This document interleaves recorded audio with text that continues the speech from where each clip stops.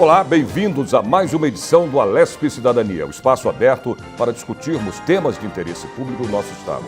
No programa de hoje, vamos falar sobre a concessão do Parque Estadual Alto Ribeira, mais conhecido como PETAR. O local abriga uma imensa reserva de Mata Atlântica e é considerado patrimônio da humanidade pela Unesco. Bom, para tratarmos desse assunto, eu recebo aqui em nossos estúdios a arquiteta Ana Beatriz de Almeida, do movimento PETAR Sem Concessão, e o deputado estadual, deputado Carlos Gianazzi, do PSOL. Tudo bem?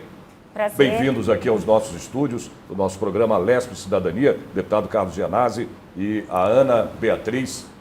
Esqueci, olha, não lembrei na hora de falar, mas é o teu sobrenome? Nestlener. Nestlener, é Isso. Ana Beatriz Nestlener. Isso, não é exato. isso?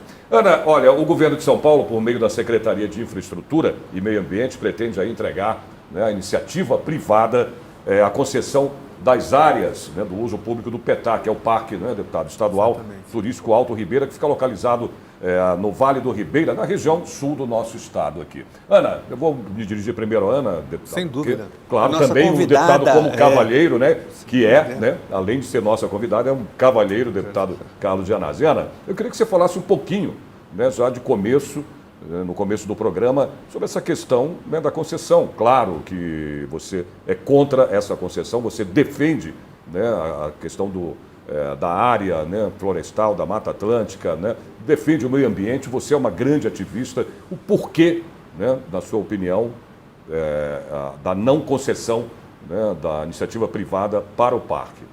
Então, eu vou puxar para um histórico anterior, que é onde que surgiu a lei de concessão, né? Então, a lei de concessão ela foi aprovada em 2016, também foi feito mais ou menos na calada da noite, ainda no governo Alckmin, e as comunidades tradicionais, as instituições, todas se movimentaram contra a essa lei que permitia a concessão de diversos parques ambientais, entre eles o PETAR. Então, assim, o PETAR está na região sul do estado de São Paulo, no Vale do Ribeira, onde a gente tem 75% da nossa Mata Atlântica está concentrada nessa região. Então, ela é um contínuo de mata preservada, onde você tem o PETAR como se fosse o coração da Mata Atlântica, né?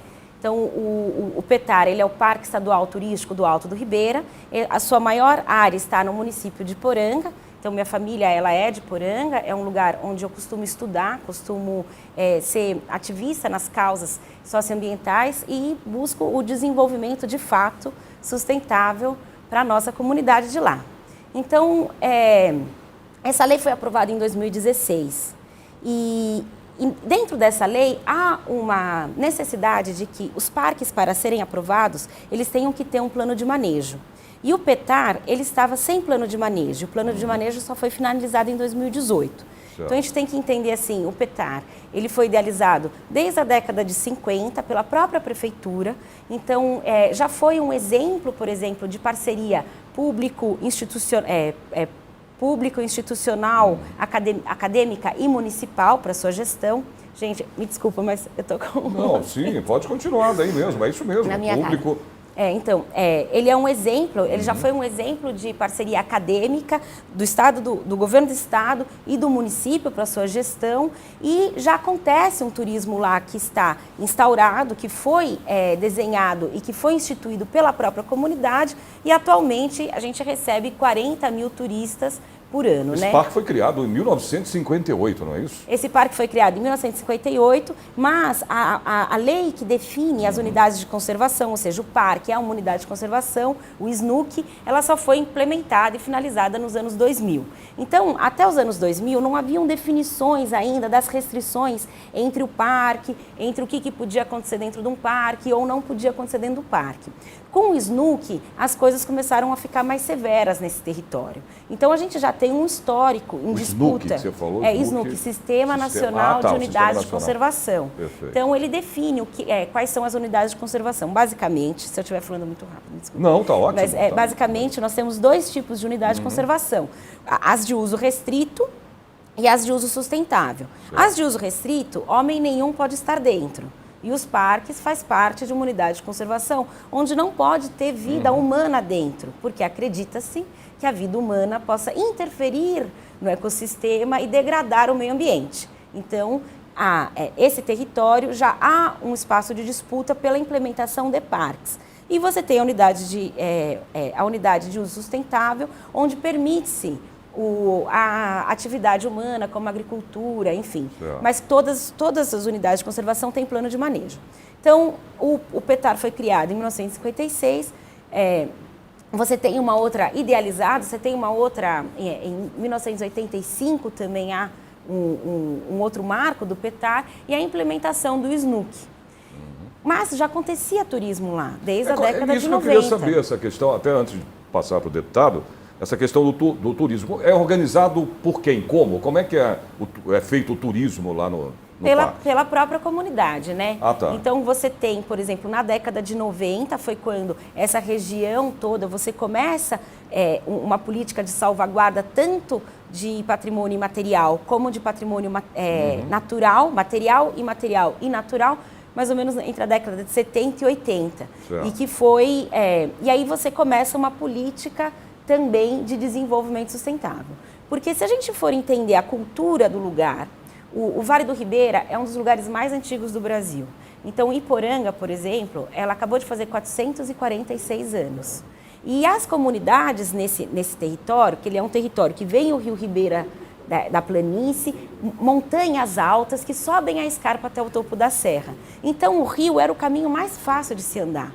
Não haviam estradas, havia o rio e caminhos de tropas. E as pessoas se movimentavam e comercializavam dessa maneira, usando o rio e os caminhos de tropas.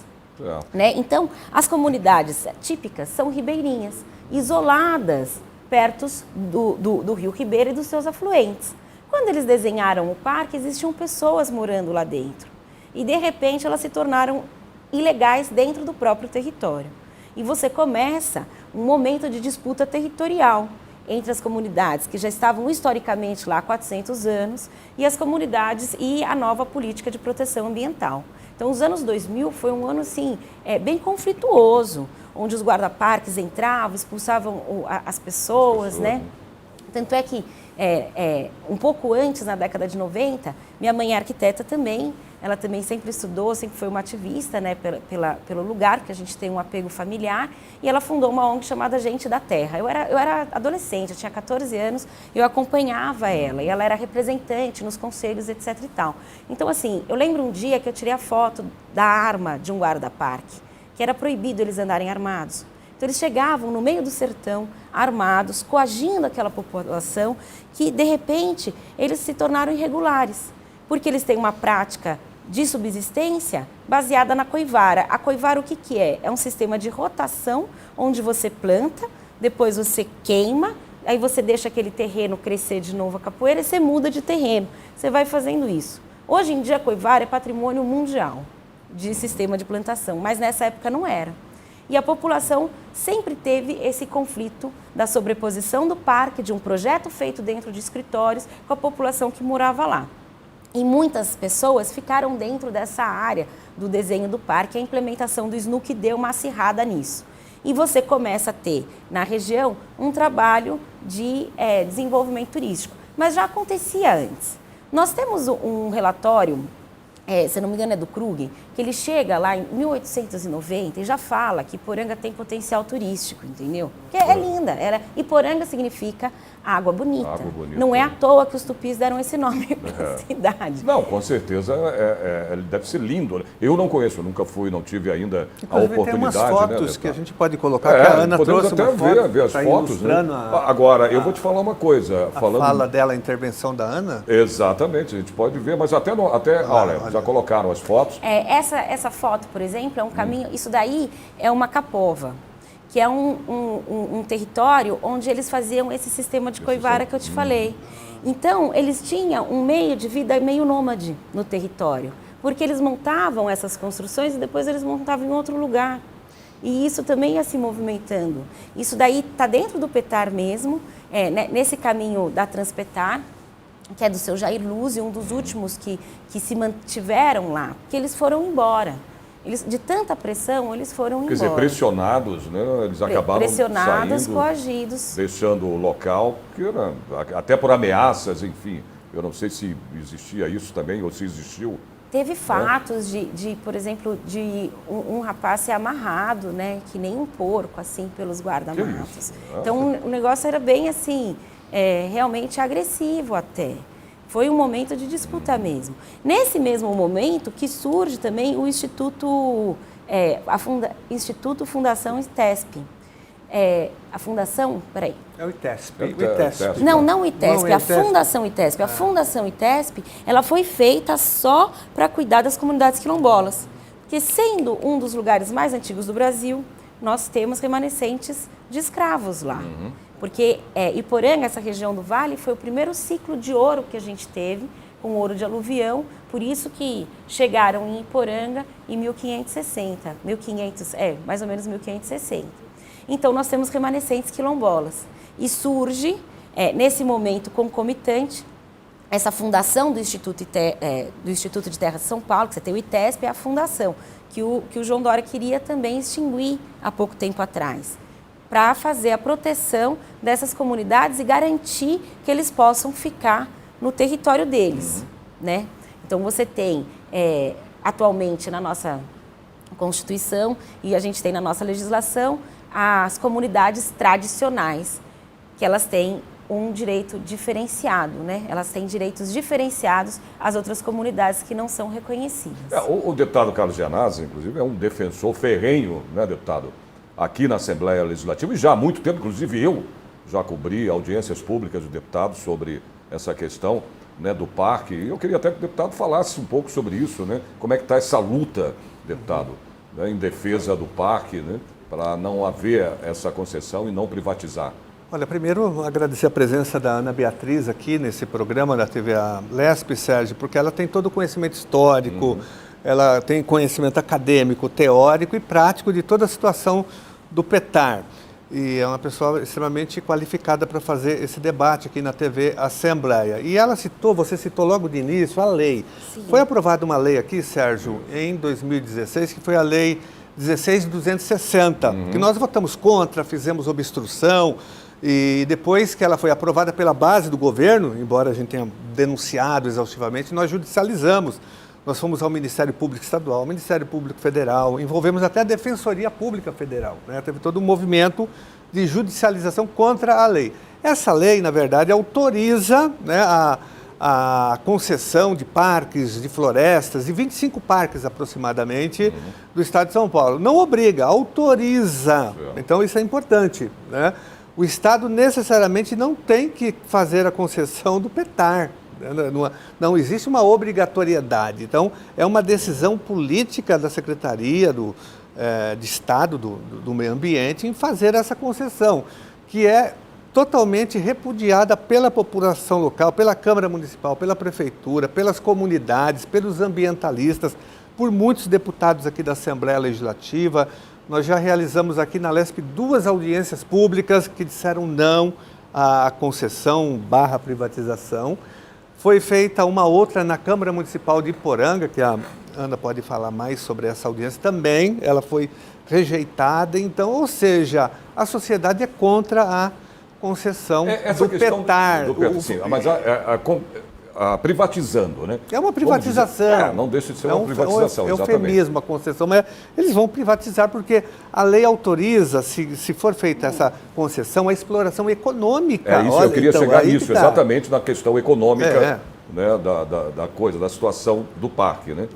Fala, Ana. Eu queria fazer uma interjeição em relação à privatização, porque eu fui atrás das leis, né, para entender, concessão não é privatização. Mas, na verdade, o governo deixou de usar privatização e usa o termo desestatização. Então, privatização, a lei de privatização, ela foi toda revogada, reescrita usando os termos desestatização. E um dos instrumentos da desestatização, de tirar da mão do Estado, é a concessão. E um dos objetivos da concessão é passar para a iniciativa privada. Então, na verdade, acabam usando que privatização, concessão não é privatização, porque deve ter pegado, a privatização carrega, né, um termo muito ruim. Houve um desgaste da palavra. Houve um desgaste da palavra. Mas o que aconteceu? Em 2018 acabou o plano de manejo do PETAR. Eles falaram, nós vamos criar uma nova forma de gestão, conversando com a comunidade, veio o Covid, né? Pararam. Aí no meio, em julho de 2020, eles começaram a visitar algumas comunidades. Reunir, tira foto, faz lista de presença, né? Enfim. E aí, nesse momento, a gente conseguiu fazer uma reunião para tentar fazer com que Iporanga participasse, né, da construção do Plano Nacional de Desenvolvimento Urbano. Então, a gente conseguiu que as comunidades de Iporanga se reunissem e a gente acabou falando sobre esse conflito entre o parque, as comunidades, como que eles gostariam de ser geridos, como que eles sabem, a falta de transparência de informação. Até que, dia 20, acho que se não me engano, é 22 de outubro, foi lançado o edital. E aí se juntou, nós nos juntamos, um grupo de pessoas, ativistas, estudiosos, especialistas, pessoas que gostam muito do lugar, para fazer uma leitura crítica desse edital de concessão. Então, o que é que eles estão prevendo nesse edital? Eles pegam todas as trilhas e caminhos, que são aquelas trilhas que levam, né, para o Planalto de Paranapiacaba, as trilhas históricas, com todas as cavernas que são possíveis a serem exploradas e as cachoeiras, e eles preveem uma licitação para transferência de posse passiva para a concessionária. E é uma licitação em âmbito internacional. Ou seja, quem pegar esse território, ele vai ter, além das atividades, liberdade total nesse território como proprietário, por 30 anos. Está escrito lá. E ele é obrigado, por exemplo, a se fazer valer a lei. E isso, se a gente for analisar com outros exemplos que nós temos, mesmo implementado pelo ICMBio, é o pior exemplo de parceria público-particular, porque eles têm a liberdade de precificar como quiser, eles têm a liberdade de abrirem roteiros como quiser, eles têm a liberdade de proteger o território. Propriedade privada, o pessoal pode proteger como for, né? Dentro. É até perigoso se eu usar esse caminho. Você tem áreas que são particulares, dessas trilhas que eles estão fazendo a concessão, que eles não preveem a distribuição dos lucros, eles criam novos roteiros dentro do parque e ainda atendimento para pousada, ou seja, compete com a população que está por fora, e foi criado num modelo, por exemplo, de desenvolvimento de luxo. A gente falou do snook, que o ser humano não podia estar dentro do lugar porque ele ia destruir a biodiversidade. Então, a gente tem comunidades ali onde você não tem uma ponte para conseguir atender essas pessoas. A prefeitura não consegue arrumar as estradas. E eles preveem nessa concessão que as trilhas onde as pessoas não podiam andar porque elas iam, na verdade, né, destruir o meio ambiente, agora possam ter mini jipes. Entendeu? Olha que legal. Então, eles preveem um lugar onde não tem água suficiente, sem estudo de impacto ambiental, para que você tenha atendimento no conceito glamping, que significa um camping de luxo, com quiosques, entendeu? Que não tem também, não conversa com a população local. Eles preveem, por exemplo, não tem um momento onde eles citam comunidade tradicional.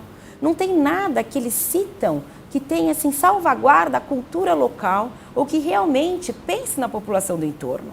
O que eles colocam como mitigação social é a capacitação, apenas isso. Isso está no anexo 2, vocês podem dar uma olhada, está tudo ali.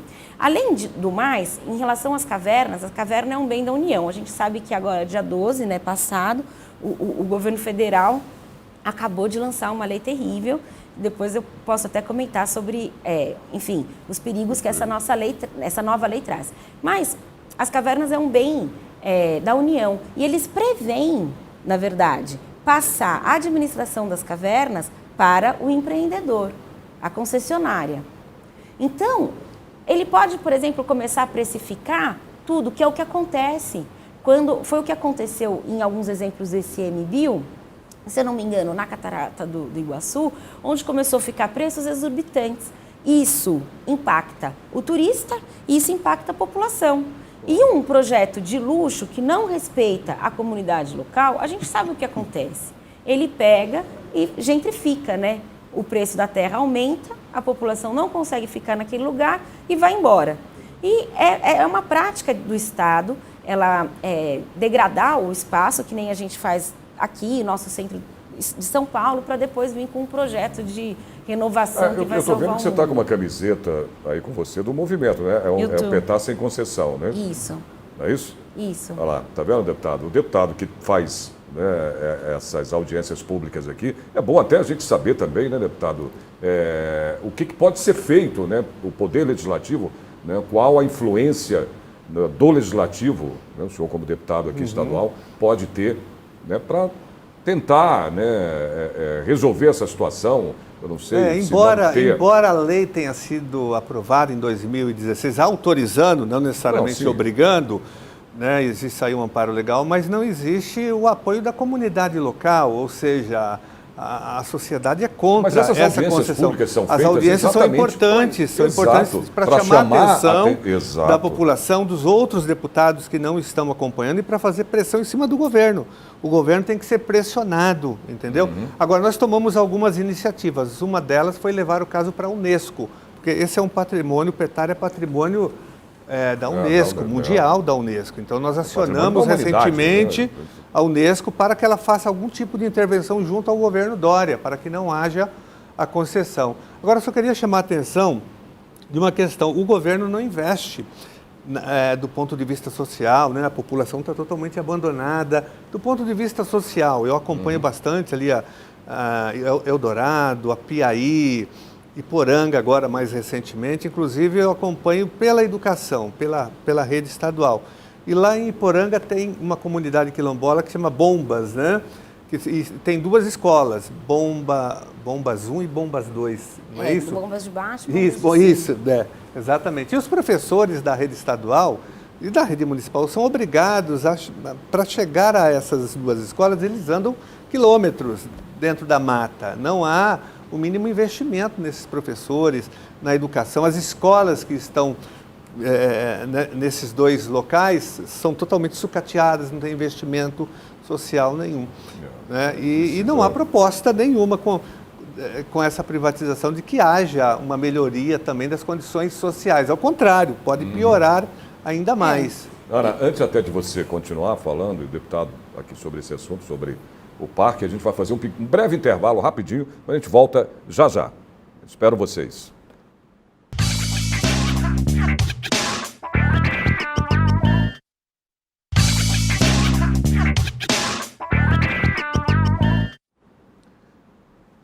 Muito bem, telespectadores, estamos de volta com o programa LESP Cidadania, conversando sobre a concessão e também aqui a exploração, né, do ecoturismo do Parque Petar, no Alto do Ribeira, que fica no sul do nosso estado aqui de São Paulo, né, deputado? Vamos continuar aqui batendo esse papo e falar agora sobre esse movimento, né, deputado, de resistência, né, para não concessão do Parque. Exatamente. Esse movimento de resistência, ele chegou na Assembleia Legislativa. Tanto é que, como eu disse, foram realizadas duas audiências públicas aqui, nós acionamos a Unesco, mas o movimento é muito forte na própria região, dos moradores, das comunidades, dos ambientalistas. Tem resistência na Câmara Municipal, na Prefeitura, enfim, toda a região, mas acho que a Ana pode falar um pouco sobre essa movimentação toda, essa abaixo-assinado, ação judicial, manifestação favorável do Ministério Público estadual. Há quanto tempo vem ocorrendo isso? Então, foi a partir do lançamento do edital, dia 22 de outubro. Porque até então a gente só ouvia falar que talvez tivesse uma concessão. Sem material e contrato para ler, a gente não tinha como tomar partido também, né? Então ele é muito insurgente. Porque eles estavam seguindo o protocolo, eles lançaram o edital num momento muito oportuno, junto com a COP26 e com uma semana de turismo internacional. Então, estava todo mundo do turismo preocupado em como receber os gringos, né? E toda a mídia em Glasgow, né? E, enfim, a gente conseguiu se mobilizar e começamos a ver esses absurdos que eu estava comentando antes, o que é que tinha no edital. E eles previam uma audiência híbrida, com apenas 40 pessoas da população via internet. E o município é um lugar onde metade da população, onde a maior parte do território não tem acesso à internet.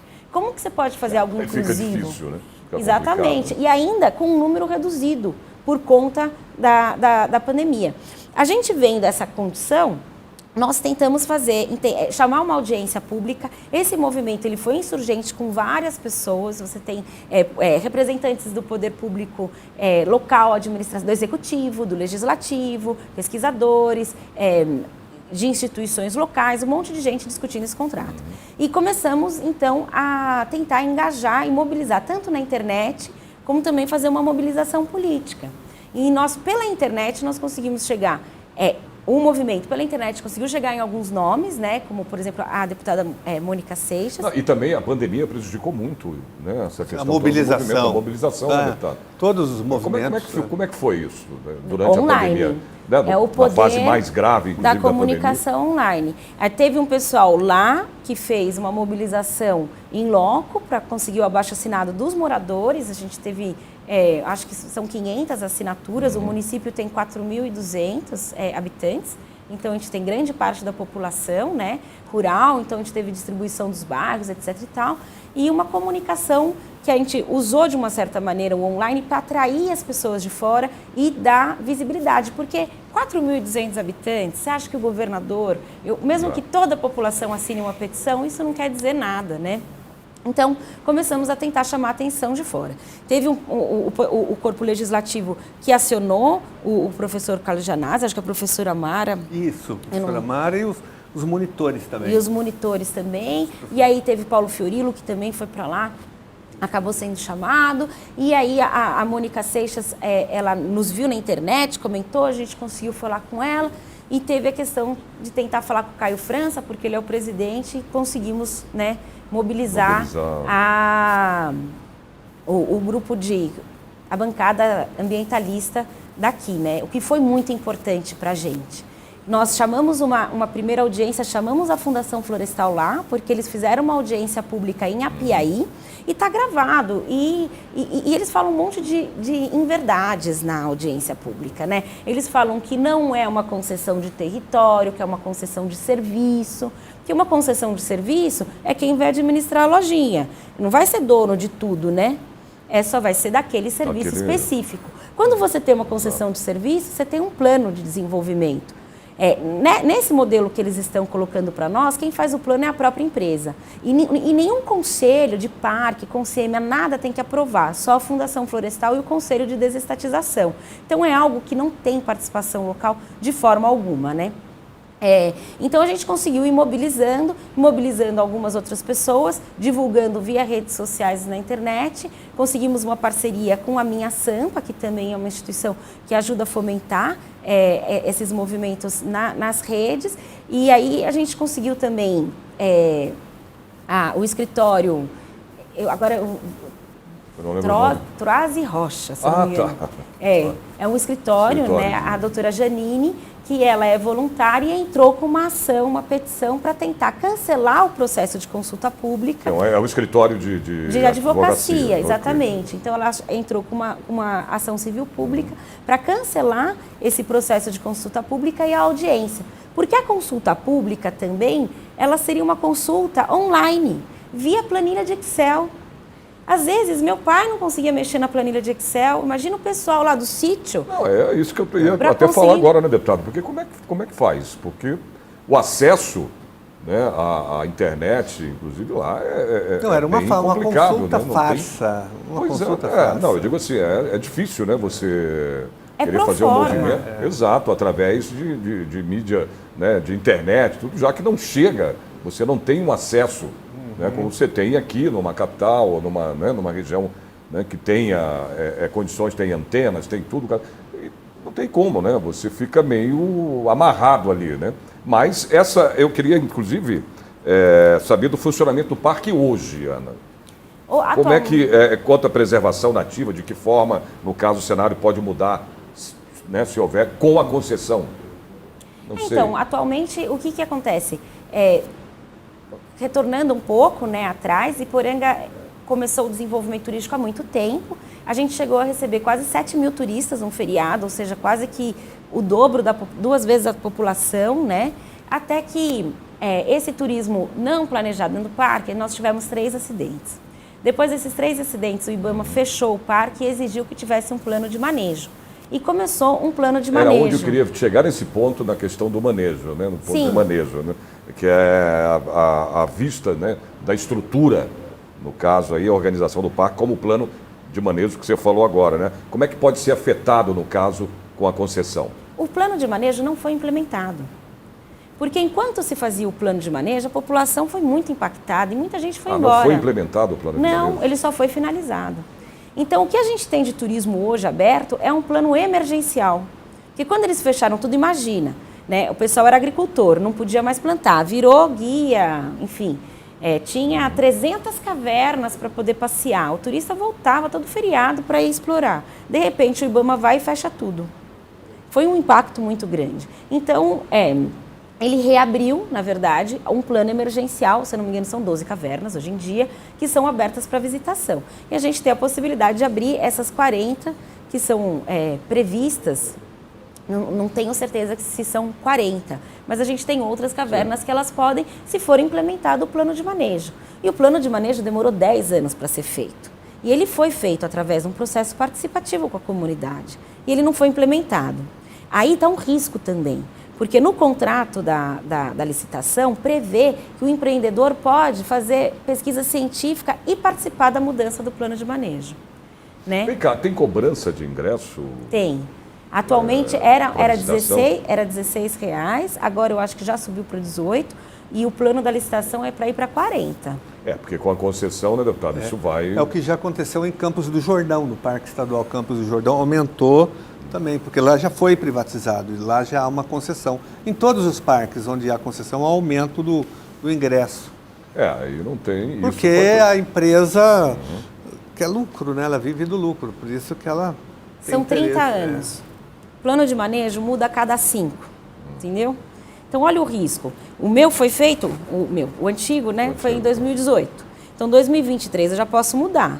A gente está em 2022. Então, eu estou licitando agora um plano que, dependendo como que o governo coloca, o CONSEMA ou as organizações todas, ele pode mudar.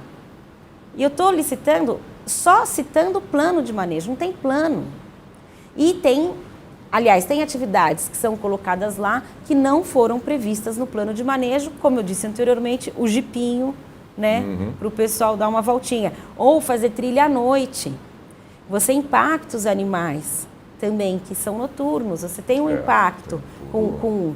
Ou, por exemplo, eles têm uma previsão de sair de 40 mil por ano, e 40 mil não é pouco. Porque eu dei uma olhada nos parques mais visitados, a gente está assim, se nós não estivermos no top 10 dos parques federais, nós estamos no top 20 mais visitados. Então, assim, nossa visitação não é subutilizada.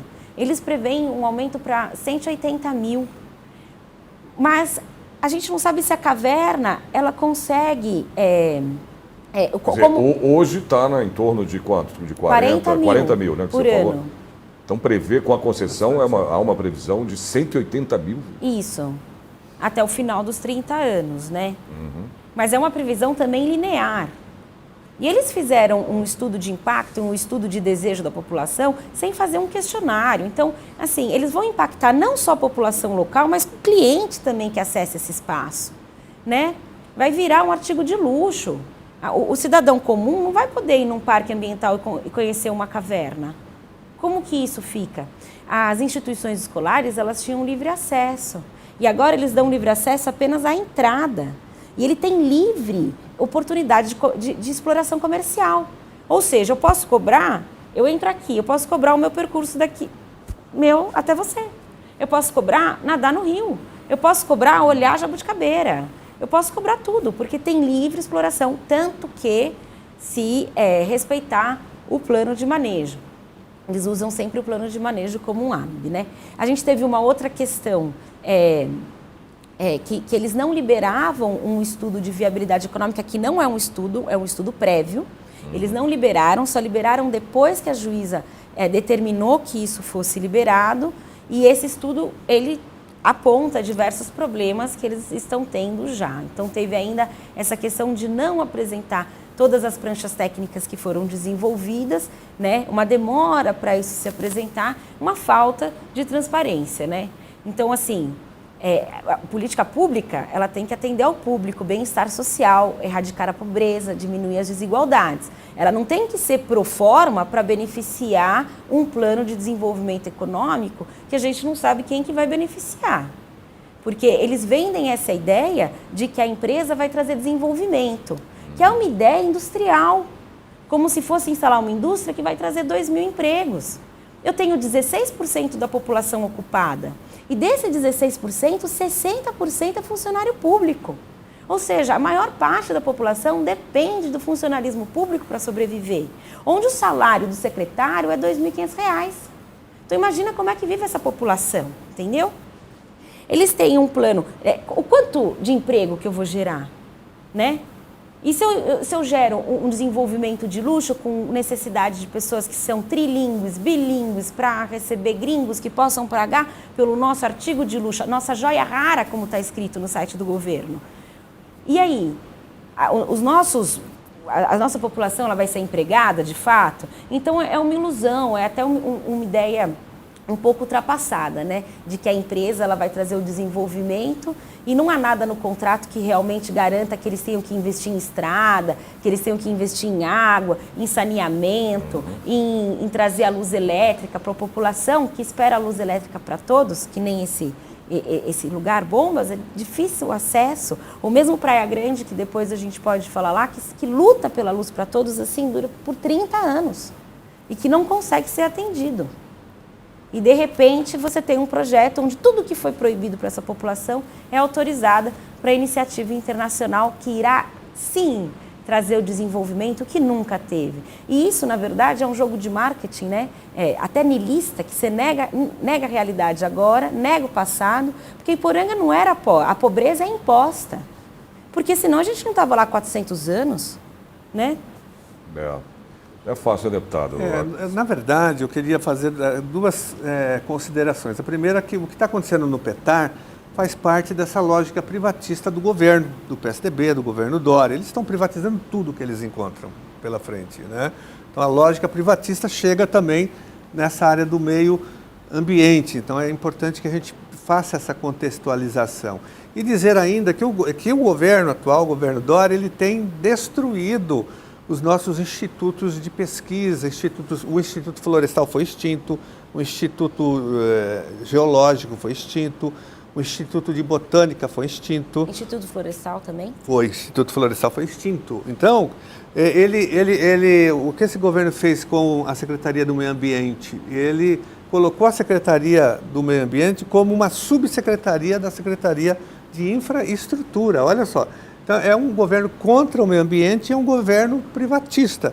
E ele vai privatizar tudo que ele encontrar pela frente. Por isso que esse movimento é importante, de resistência, acionando a Justiça, o Ministério Público, fazendo a mobilização social e chamando a atenção da população, viu, Ana? É importante continuar com esse movimento, porque ele é fundamental hoje. O Petar não pode ser privatizado. A juíza, ela entendeu a nossa condição e nos deu uma liminar suspendendo por 90 dias o processo de consulta pública até que fossem apresentados os estudos de impacto socioeconômico. Então isso foi uma vitória para a gente, né? E aí a gente teve essa vitória, então eles vão ter que apresentar o projeto e marcaram a audiência na Alesp dia 9. Dia 8, a própria juíza fez um aditamento na decisão dela e, na verdade, suspendeu por tempo indeterminado. E aí a gente falou, nossa, que bom, pelo menos até o recesso do judiciário a gente vai ter um tempo de respiro, né? E nós tivemos aqui a Assembleia com a presença da Fundação Florestal, com 2 representantes, né? A população massivamente contra a concessão. Como assim? A gente não sabe o que está acontecendo, de repente faz um contrato de 30 anos, né? Nesses termos. E aí, para nossa surpresa, no último dia antes do recesso do judiciário, o ex-presidente do Tribunal de Justiça do Estado de São Paulo revogou, cancelou, né, a liminar da juíza de Eldorado, falando, na verdade, que essa liminar atrapalhava o interesse público. E isso foi um baque, porque foi, de repente, na calada da noite, eles revogaram. A gente começou uma outra a remobilizar. E como tem sido, Ana, a questão da articulação com os municípios ali da região, né, deputado? Porque isso também contribui, né? Uma força, né? Eles têm consenso sobre a concessão, A gente tem uma diferença entre o município, o executivo de Apiaí com o de Iporanga. Apiaí tem uma outra característica, né? Então vamos lá, Iporanga, 90% de Iporanga é Mata Atlântica e 60% é parque, que não tem ninguém dentro.